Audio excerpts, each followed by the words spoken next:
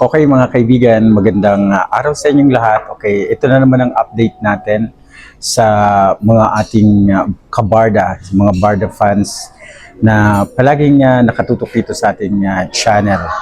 Ayan, by the way, sa mga hindi pa naka-subscribe sa aking YouTube channel, ayan, mag-subscribe na at ipindutin na yung button dyan.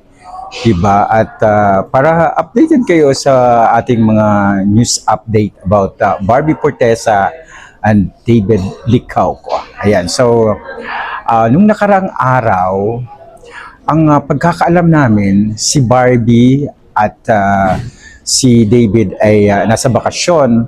Pero nung nakarang araw, nag-press con ang teleserye na gagawin nila David at ni Jillian. May ando doon si David at present siya. Nagpa-interview siya sa ibang mga kasama nating movie press and walang kabakas-bakas na walang issue. Actually, tayo lang naman ang gumagawa ng issue sa kanila eh. Doon sa mga movie press, hindi nga nila alam na may issue na gano'n eh. Na may girlfriend si David, may ganyan, na may dinidate sa Siargao. Walang issue, walang tanong na gano'n. Tayo lang naman pala ang merong issue sa kanila. 'Di ba? Although, nasa Siargao naman talaga, pumunta naman talaga ng Siargao, pero may mga hindi nga matigil na kaluluwa na talagang gumagawa ng issue for that, lalo na especially kay David na ngayon ay itinatambal sa iba. Pero alam niyo mga kaibigan, talagang kung maayos at talagang solid ang suporta nyo sa Barda, hindi kayo magtataka kasi kahit i-partner silang dalawa, kahit i-partner sa iba't ibang artista silang dalawa, hindi tayo pwedeng hindi tayo pwedeng magduda sa kanila dahil may napatunayan na, pinatunayan, kulang na lang ang pag-amin eh. 'Di ba? Sa mga nila, sa mga kilos, galaw, yung restaurant ni David, ando nakakabit yung until now nakakabit yung pictures nilang dalawa together, tapos may kamay na gano'n. So, yun ang hudyat. Kapag wala na yon, tinanggal na yon, doon kayo magtaka. Doon tayo magtaka kung bakit tinanggal na. So, hanggat nandoon pa yon, may pa tayo. May pag-asa pa. Wala naman dapat ikawala ng pag-asa kasi maayos at matibay ang kanilang pagsasama. At si Barbie na mismo ang nagsabi, team panatag tayo. So, syempre si Barbie hindi nagsasabi ng kasinungalingan yan. Siya nga nagkwento nung break na sila ni Jack, 'di ba? So si Jack hindi nagkwento, pero si Barbie siya yung nag-confirm na break na sila. So I don't know kasi parang wala naman akong narinig na nagkwento si Jack na break na sila, pero nagsasabi yan talaga si Barbie ng totoo. So kung usisahin natin si Barbie at si Jameson, di ba natapos na ang kaguluhan? Ayan, magkape muna tayo. Natapos na ang kaguluhan. So, tinapos na. So, tapos na. Kaya, katutok na naman ang mga bashers kay David. Ginawa na naman ng mga patsi-patsi ng mga videos.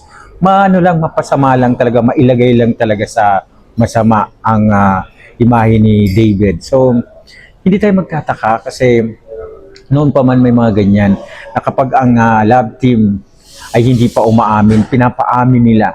Kapag umamin naman ay pinaghihiwalay nila. Kaya yan ang dahilan tandaan nyo, yan ang dahilan kung bakit hindi umaamin si Barbie at si David. Takot na takot din sila na mangyari dyan sa kanila. Diba? Nangyari na yan for several love teams na pagkatapos umamin, parang Katniel, di ba? May mga taong nasa paligid na sila yun mismong sisira. Kaya wag kayong wag kayong umalis, wag kayong mag-withdraw ng suporta kay Barbie at kay David. Yung iba may nagsabing, ay Barbie na lang ako. Yung iba naman may nagsabing, David naman ako, wag. Kasi minahal nyo yung dalawang yan, dapat mahalin nyo yan forever hanggat hindi umaamin yung dalawa na wala nang nag-uugnay sa kanila ni Barbie at David, bumitaw na rin. So, si Barbie na rin mismo ang nagsabi, team panatag eh. 'Di ba?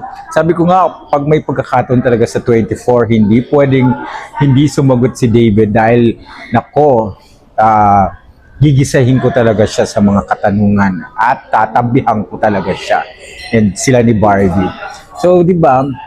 Natutuwa naman ako. Mababait itong mga batang ito. Mababait itong mga barda, itong si Barbie at si napaka well-trained ng mga magulang, maayos pinalaki, maganda yung kanilang yung grow up nila. Hindi sila mga katulad ng ibang mga teka lang, may tumatawag. May ibang mga celebrity natin, ng mga sinungaling. Ito talagang behave ito at napaka napaka formal. Hindi sila tulad ng iba na nai-involve sa kung kani-kanino, nakikipagjuwaan sa kung kani-kanino. Itong sa kanila, nai-involve lang sila dahil nililink lang sila nang hindi nila alam, di ba? So, wala tayong wala tayong pwedeng gawin kundi tayo, support lang tayo sa kanila. Hindi natin naman hindi naman natin masisisi kung si Barbie or si David ay malink sa iba't ibang kasi mga celebrity sila. So, ang ilaw, ang spotlight ay nasa kanilang mga sa harapan. So, focus na lang tayo kung paano natin i-support, i-improve pa yung natin, pag-suporta sa dalawa. Kung may pelikula sila, suportahan natin. Kung may TV series sila, suportahan natin. Yun na lang gawin natin kaysa naman pumatol tayo sa mga ganyang issue, di ba? O may balita ako na may gagawin pala silang dalawa together na pelikula. So, abangan natin yan kasi hindi pa siya 100% confirmed, pero abangan natin, malay mo, this year gawin na, o di ba bigla-bigla na eh. Ang paggawa kasi ng pelikula ngayon, hindi katulad dati, 1 buwan, 2 buwan, 3 buwan. Ngayon, in 1 week time, pwedeng ipalabas, igawin, yan, i-shooting, kasi digital na tayo ngayon, hindi katulad dati na ang ginagamit pa natin negative, positive na na film. So ngayon, na lang digital. So napakadali, napakabilis sa gumawa ng pelikula. Ngayon, kung may pelikula, may gagawin ang dalawa, i-support na lang natin. Yun talaga ang pwede natin gawin sa ngayon. Kasi yun naman talaga ang kanilang role as para mag-entertain sa atin.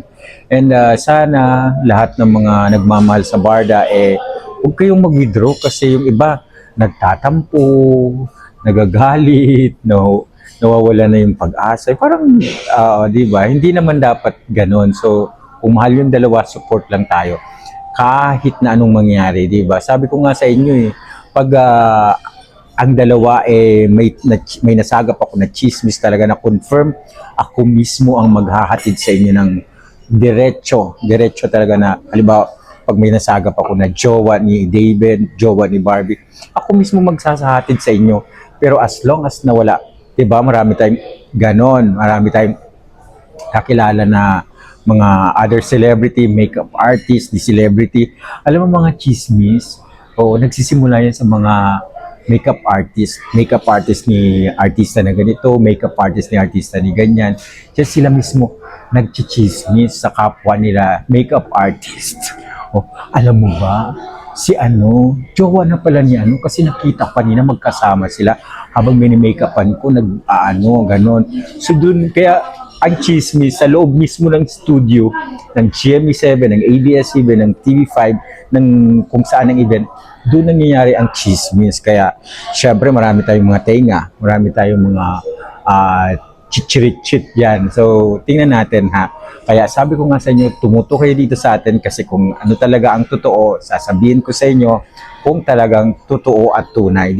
Huwag tayong magpapatol sa mga ibang mga chismis na nasa labas. Kasi nga, actually sa loob ng showbiz, sa ano namin, sa community namin, hindi nga alam na may jowa siya, hindi nga nababalita eh. Tayo lang ang nagbabalita ng mga mali-mali mga achuchuchu, di ba? So yun na lang, para tumibay yung Barda, supportahan natin, let's support Barda forever, forever and ever. Sa mga hindi pa nakapag-subscribe sa aking YouTube channel, subscribe na kayo habang maaga pa. Babu!